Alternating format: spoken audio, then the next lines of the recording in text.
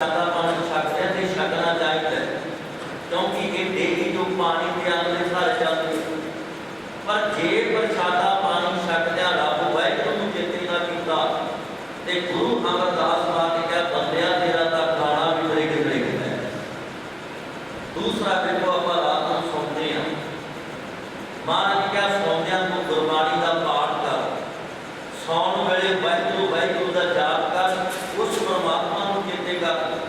पर महाराज कहते सौन लग्या रब वाहिगुरू चेते ना कीता ते महाराज क्या बंदिया कर तेरा ता सौना भी बड़े कितने है। तीसरा शब्द गुरु अमरदास महाराज ने बख्शिश की थी। देखो आप तन के शिकार करते हैं, वैसे 16 तरह का शिकार मने पर अज तरह तरह का शिकार किया जाता है तन से। कोई चांदी का शिकार करता है, कोई सोने का शिकार करता है, कोई तरह तरह का शिकार किया जाता है। पर गुरु अमरदास मान क्या भाई जे तू तन के तरह तरह का शिकार करता है, जे रब वाहिगुरू चेते नहीं करता ना ते तेरा तन के शिकार किया भी तरीक है। तीसरा शब्द महाराज ने चौथा शब्द लिखा। देखो आप परिवार में रहते ते मैं सवेरे भी अमृत वेले इतना बेनती करके आया गृहस्थी जीवन को बाबे नानक ने बहुत बड़ा मानिया।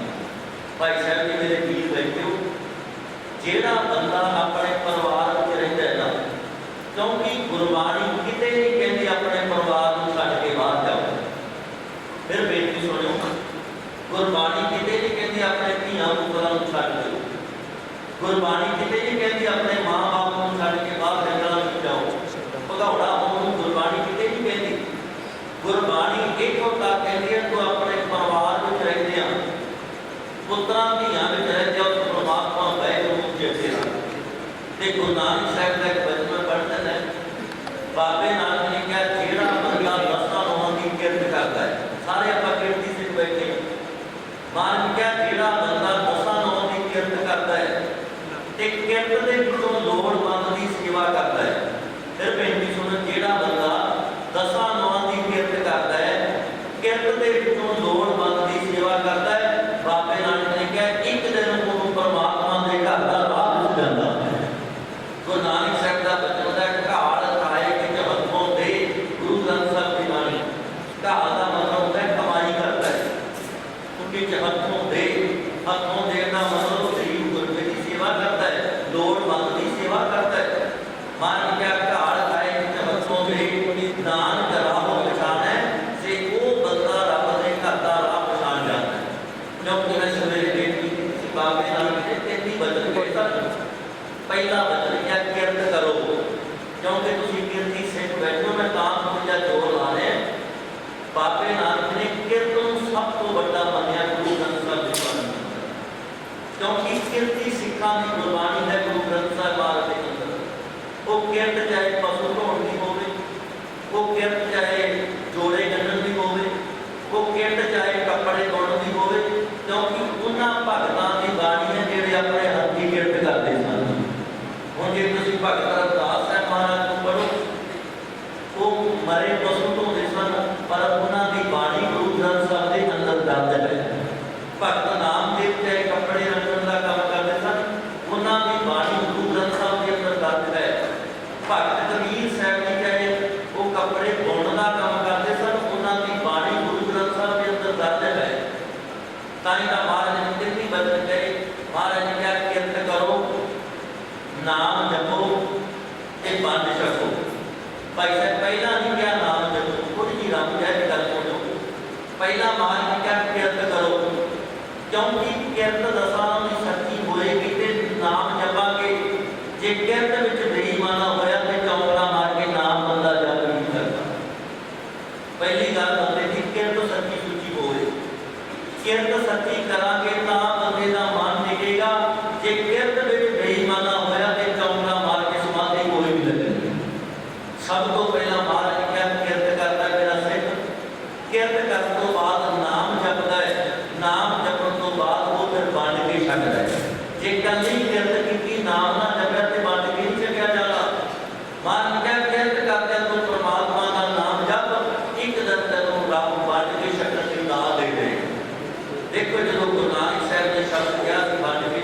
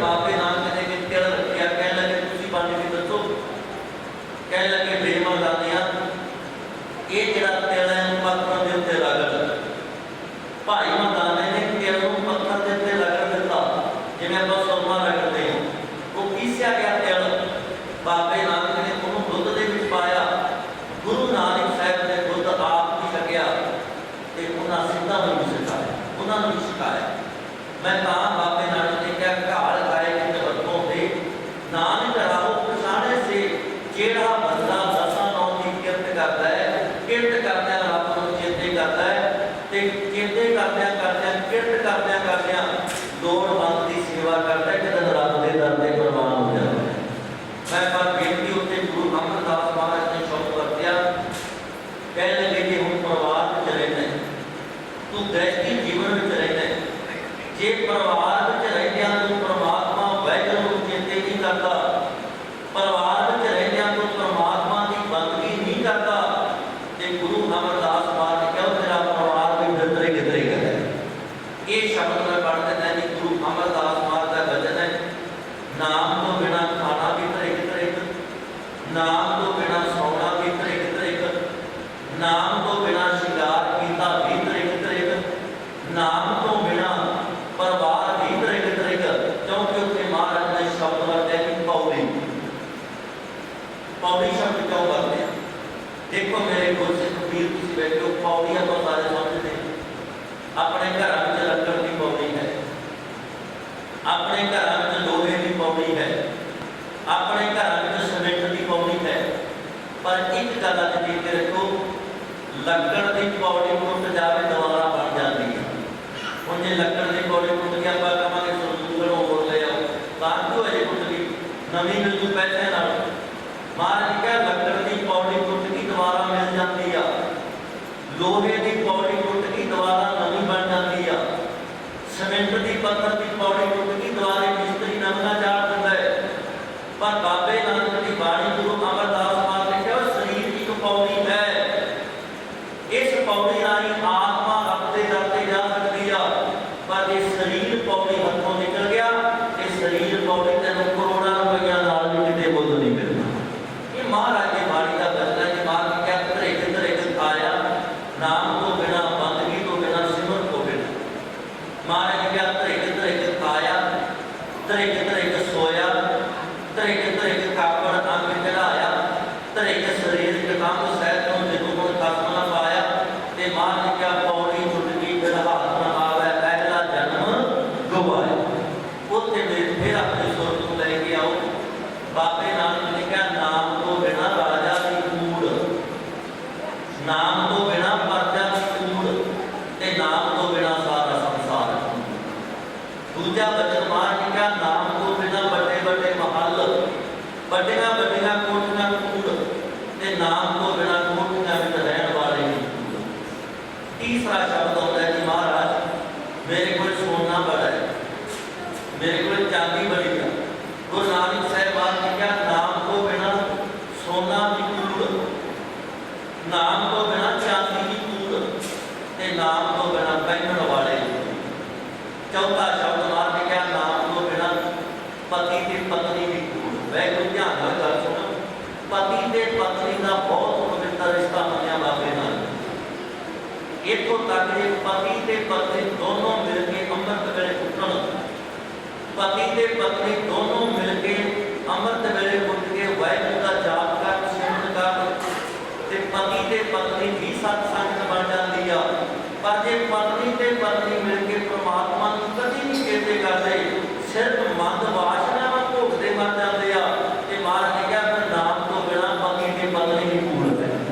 गुरु नानक साहब का वचन है कि खालसा की बात करो, वो दे अंदर वचन होता है कि महाराज ने क्या कूड़ राजा, कूड़ प्रजा, कूड़ सब संसार, कूड़ मंडप, कूड़ माड़ी, कूड़ वैसनहार, कूड़ सोना, कूड़ रूपा, कूड़ पहननहार, कूड़ मियाँ, कूड़ बिल्ली खप हुए कार, कूड़ कूड़ा नेहों लगा बिसरिया करतार, इस नाल की चाहे दोस्ती सब जाके चलन हार।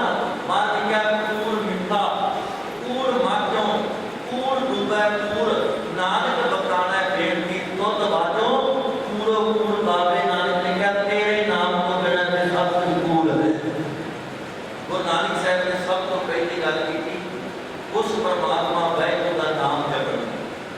ते महाराज ने क्या तू रोज गुरबाणी पढ़, तू रोज नाम जप, रोज गुरु की संगत कर। अगली गल देखो भैनों, अज बहुत ज़्यादा होया, मैं तुहाडा धन्नवादी हाँ। देखो संगत ਤੇ ਸੰਗਤ ਦੇ ਵਿੱਚ ਆਇਆ ਕੀ ਕੁਝ ਆਪਾਂ ਨੂੰ ਮਿਲਦਾ ਹੈ। ਮੈਂ ਇੱਕ ਬਚਨ ਪੜਾਂਗਾ ਗੁਰੂ ਅਰਜਨ ਸਾਹਿਬ ਦਾ ਗੁਰਬਾਣੀ, ਉਹਦੇ ਵਿੱਚ ਮਹਾਰਾਜ ਨੇ ਦੱਸਿਆ ਸੰਗਤ ਵਿੱਚੋਂ ਆਹ ਵੀ ਮਿਲਦਾ ਹੈ, ਸੰਗਤ ਵਿੱਚੋਂ ਆਹ ਵੀ ਮਿਲਦਾ ਹੈ। ਤੇ ਅਖੀਰ ਤੇ ਮਹਾਰਾਜ ਨੇ ਗੱਲ ਮੁਕਾ ਦਿੱਤੀ, ਸੰਗਤ ਵਿੱਚੋਂ ਇੰਨਾ ਕੁਝ ਮਿਲਦਾ ਹੈ, ਮੈਂ ਉਹਨਾਂ ਨੂੰ ਬਚਨਾਂ ਵਿੱਚ ਬਿਆਨ ਕਰ ਹੀ ਨਹੀਂ ਸਕਦਾ। ਪਹਿਲਾ ਬਚਨ ਗੁਰੂ ਅਰਜਨ ਸਾਹਿਬ ਆਪ ਦਾ ਮੈਂ ਬਚਨ ਪੜ੍ਹ ਦਿੰਦਾ। ਪਹਿਲਾ ਸ਼ਬਦ ਮਾਰ ਕੇ ਕਿਹਾ, ਪਿੱਗਲ ਪਰਬਤ ਪਾਰ ਪਰੇ ਖਲ ਚਤਰ ਬਗੀਤਾ। ਭਾਈ ਸਾਹਿਬ ਧਿਆਨ ਨਾਲ ਸਾਰੇ ਗੱਲ ਸੁਣਿਓ। ਪਿੱਗਲ ਪਰਬਤ ਪਾਰ ਪਰੇ, ਇਹਦੇ ਅਰਥ ਨੇ ਪਿੰਗਲਾ ਬੰਦਾ ਪਹਾੜਾਂ ਤੇ ਚੜ੍ਹ ਗਿਆ, ਗੁਰੂ ਦੀ ਸੰਗਤ ਕੀਤੀ। ਹੁਣ ਇਹਦੇ ਅਰਥ ਕੀਤੇ ਵਿਦਵਾਨਾਂ ਨੇ, ਜਿਸ ਬੰਦੇ ਦਾ ਮਨ ਪਿੰਗਲਾ ਬਣਿਆ ਬੈਠਾ ਹੈ, ਜਿਹੜੇ ਬੰਦੇ ਦਾ ਮਨ ਕਹਿੰਦਾ ਮੈਂ ਤਾਂ ਬਾਣੀ ਪੜ੍ਹ ਨਹੀਂ ਸਕਦਾ, ਮੈਂ ਤਾਂ ਰੱਬ ਨੂੰ ਮਿਲ ਨਹੀਂ ਸਕਦਾ, ਪਰਮਾਤਮਾ ਤਾਂ ਬੜੀ ਦੂਰ ਹੈ। ਪਰ ਮਾਨ ਕਿਹਾ ਜਿਸ ਬੰਦੇ ਦਾ ਮਨ ਪਿੰਗਲਾ ਬਣਿਆ ਬੈਠਾ, ਰੱਬ ਵਾਲੇ ਪਾਸੇ ਚੱਲਦਾ ਨਹੀਂ ਪਿਆ, ਜਦੋਂ ਉਹ ਬਾਬੇ ਨਾਨਕ ਦੀ ਸੰਗਤ ਕਰਦਾ ਹੈ, ਜਦੋਂ ਉਹ ਬੰਦਗੀ ਕਰਨ ਵਾਲੀ ਗੁਰੂਆਂ ਦੀ ਸੰਗਤ ਕਰਦਾ ਹੈ, ਤੇ ਮਾਂ ਨੇ ਕਿਹਾ ਜਿਹੜਾ ਪਿੰਗਲਾ ਹੋਇਆ ਮਨ ਹੈ, ਇਹ ਇੱਕ ਦਿਨ ਰੱਬ ਦੇ ਦਰ ਤੇ ਪਹੁੰਚ ਜਾਂਦਾ ਹੈ। ਮਨ ਪਿੰਗਲਾ ਹੀ ਬਣਿਆ ਬੈਠਾ ਨਾ, ਮੈਨੂੰ ਨਹੀਂ ਨਾਮ ਜਪੀਦਾ, ਸਾਤੋਂ ਨਹੀਂ ਬਾਣੀ ਪੜ੍ਹੇਗੀ, ਸਾਤੋਂ ਅੰਮ੍ਰਿਤ ਨਹੀਂ ਛਕੀਦਾ, ਅੰਮ੍ਰਿਤ ਰੱਖਿਆ ਨਹੀਂ ਜਾਣਾ, ਇਹ ਮਨ ਹੀ ਹੈ ਨਾ ਜਿਹੜਾ ਪਿੰਗਲਾ ਬਣਿਆ ਬੈਠਾ।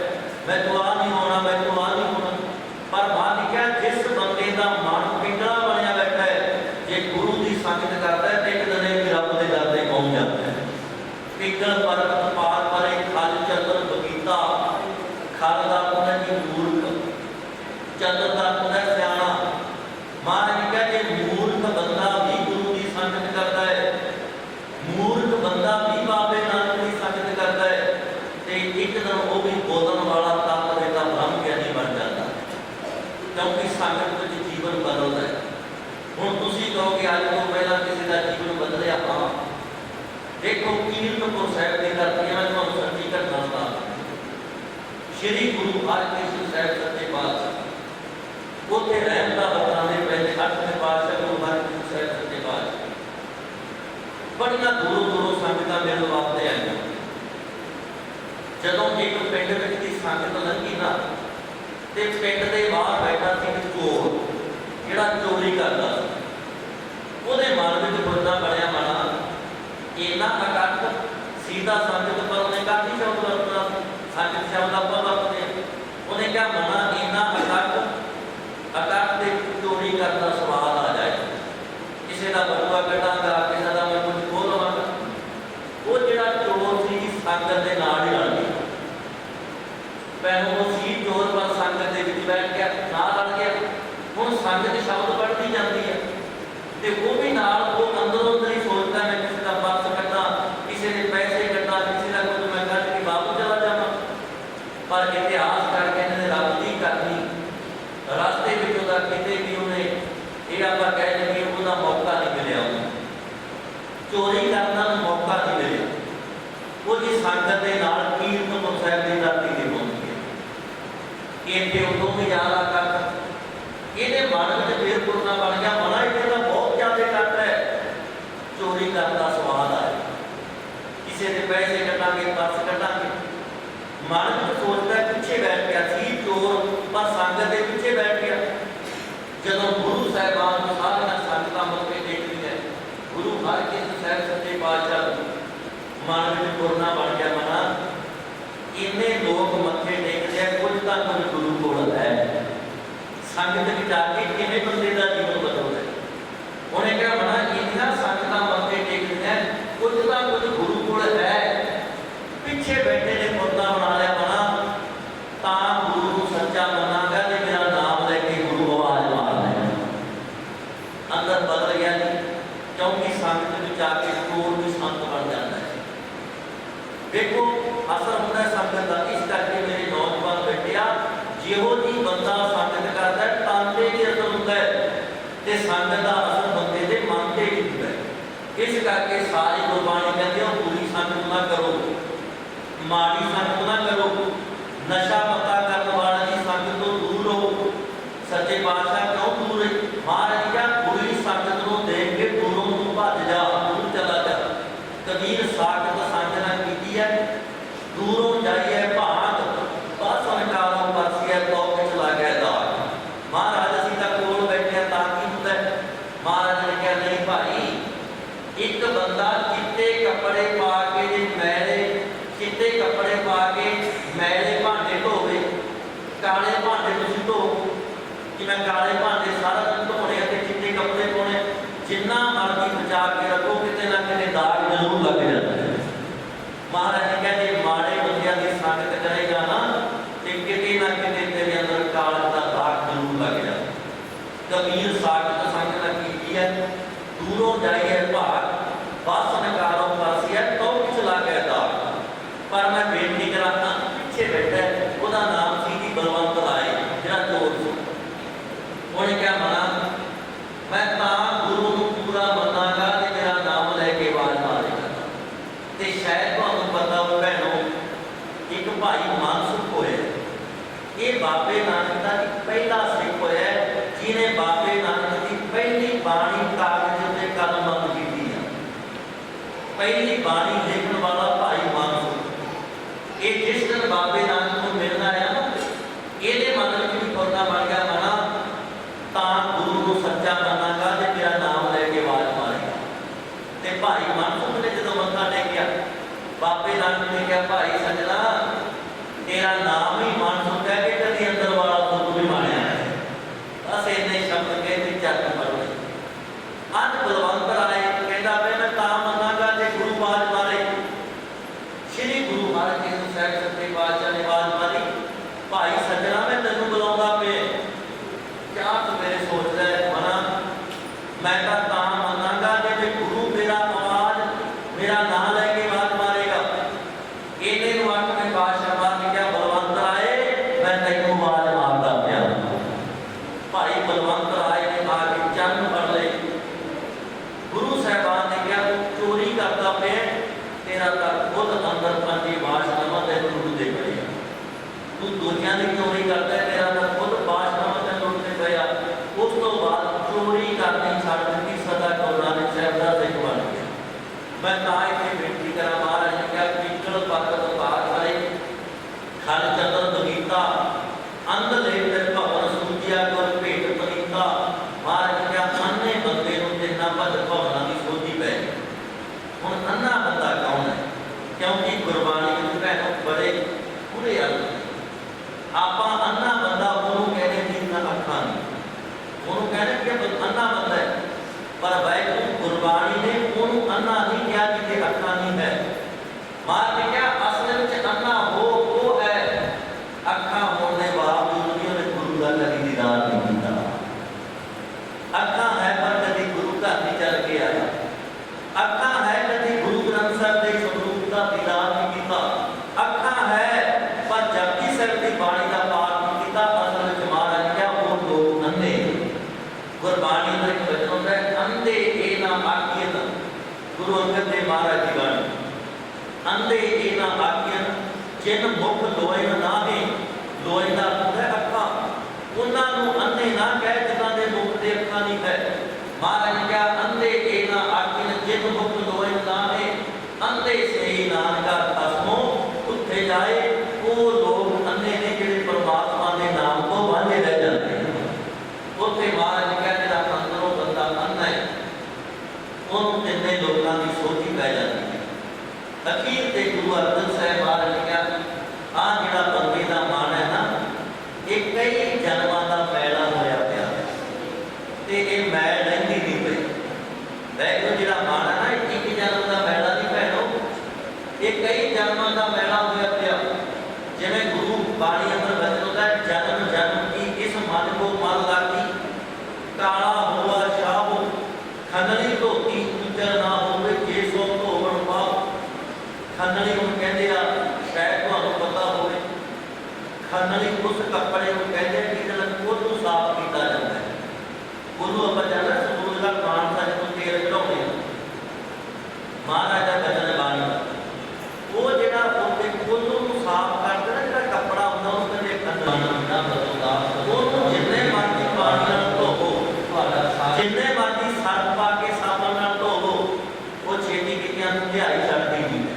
वो कपड़ा धुंधियाई छड्डदा नहीं क्योंकि उहनूं धुंधियाई बहुत पड़ गया। महाराज ने कहा जिहड़ा बंदे दा मन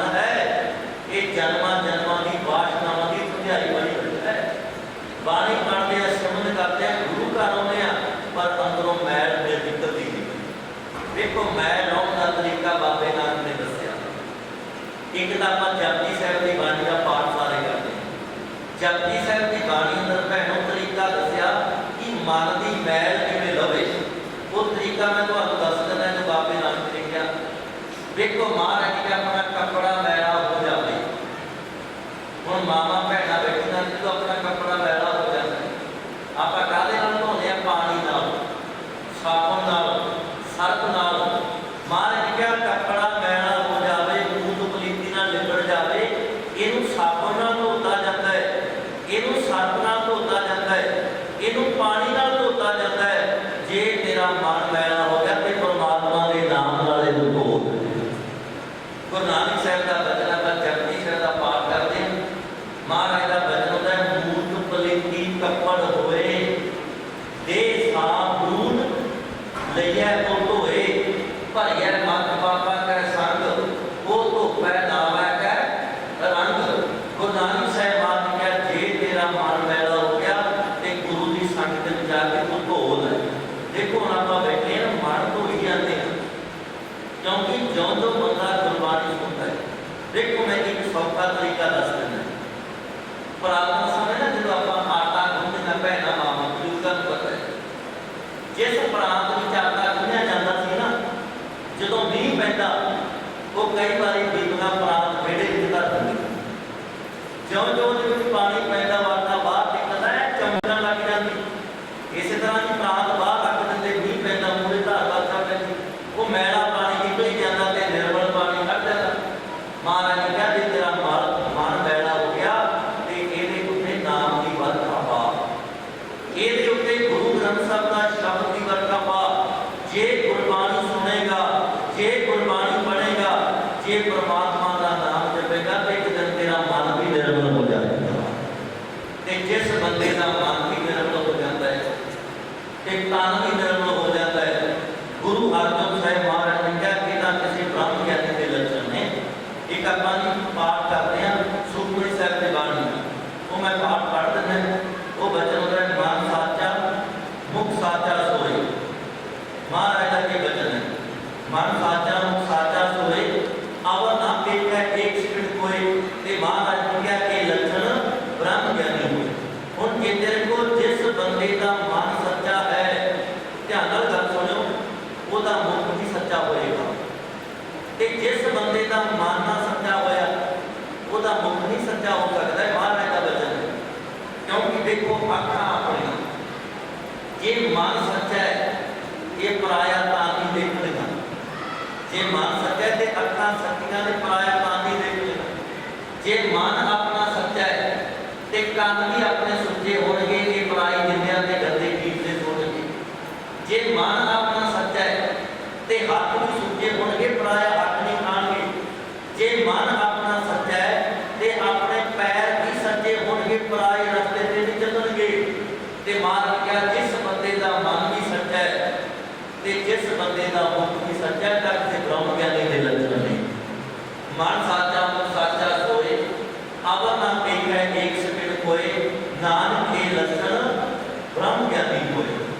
ਤੇ ਮੈਂ ਅਖੀਰ ਤੇ ਇੱਕ ਬੇਨਤੀ ਕਰਕੇ ਸਮਾਪਤੀ ਵੱਲ ਆਵਾਂ।